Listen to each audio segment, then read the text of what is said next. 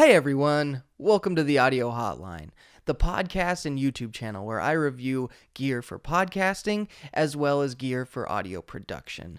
Today, we have a cute little episode. I mean, a tiny cute little episode. Look at this thing.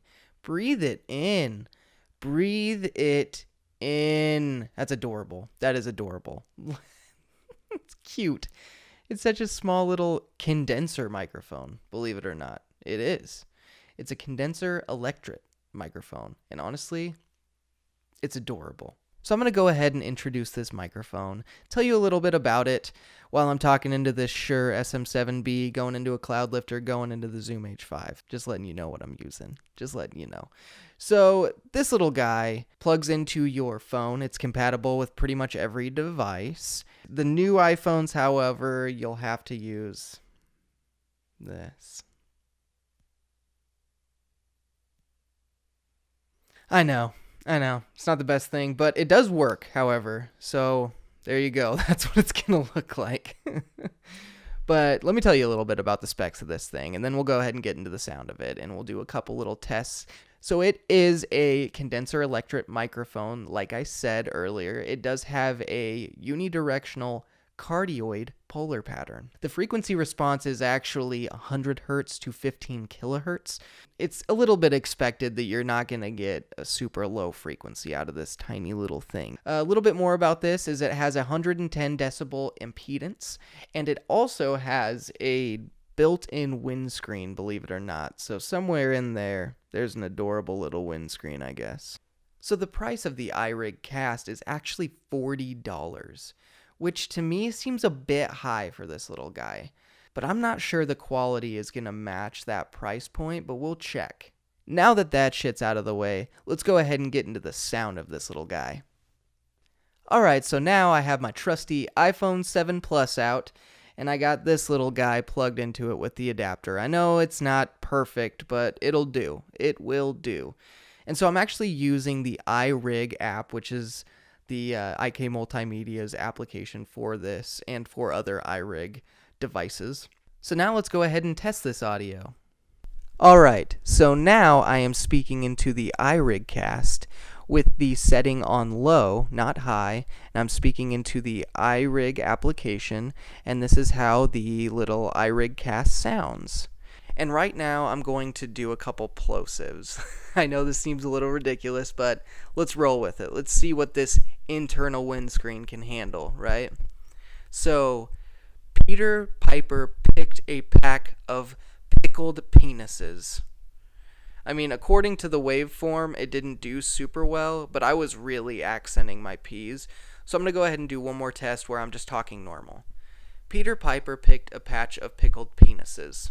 Now the high setting is engaged, and I'm about a foot away from the microphone. We're just going to see how this sounds, and yeah, this is kind of the sound quality that you can expect from the iCast. So this is me speaking about 3 inches away from the iRig Cast, and this is about an ideal situation for, setting up a podcast. Let's see if this thing can hold up, So this is what you could expect for it to sound like if you wanted to record something personal, maybe a voice memo, a podcast. You're not getting voiceover quality from this. I don't care. It's not going to be that good, I promise you. But is it good enough to get, maybe a quick podcast in, or, just recording better phone audio? We'll see. Now I'm comparing the iPhone audio to the iRig Cast audio. This is the iPhone internal audio that I can get, and I'm about 4 inches away from the microphone with the input set at about 60% on the iRig recording app. So now I am talking into the iRig Cast about selfie distance away, arm pretty much fully extended. And this is the sound you could get if you were Facebook Live chatting or doing something like that and you wanted your audio to be a bit better. This is about the distance away from your phone you would be to record something like that. And the setting is on high right now. So this is the audio that I can get out of the iPhone's internal audio. And you kind of heard the iRig recording, and now you can compare the two and see which one you think is better. Alright, now I'm going to get into my review of the iRig Cast.